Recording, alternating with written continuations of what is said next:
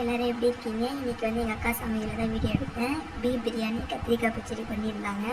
கத்திரிக்காய் பச்சடி நான் போடுறது முன்னாடி செஞ்சுட்டாங்க. அதில் வந்து வேர்க்கடலையும் எள்ளும் கடைசியாக அரைச்சி போட்டிருக்காங்க.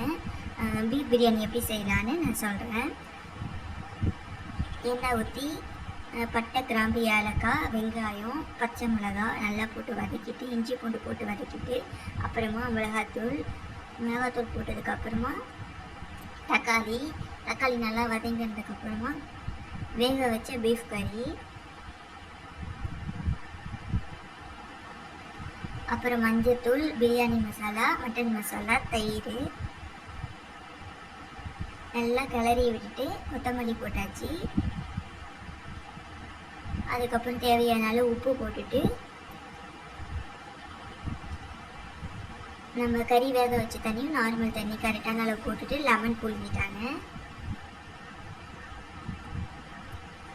அதுக்கப்புறம் வெங்காய பச்சடி ரெடி பண்ணிட்டு இருந்தோம். அதாவது தண்ணி கொதிக்கிற வரைக்கும் வெயிட் பண்ணிவிட்டு அப்புறம் அரிசி போட்டோம். அரிசி நல்லா தம் ஆகிறதுக்கு மூடி வச்சோம். பிரியாணிக்கு வந்து கலர் போட்டு போடல, ஒயிட் பிரியாணி சூப்பராக இருந்துச்சு. பார்க்க கலர் இல்லைனாலும் டேஸ்ட்டு சூப்பராக இருந்துச்சு. கண்டிப்பாக ட்ரை பண்ணி பாருங்கள். உங்களுக்கு வேணும்னா நீங்கள் கலர் போட்டு போட்டுக்கோங்க.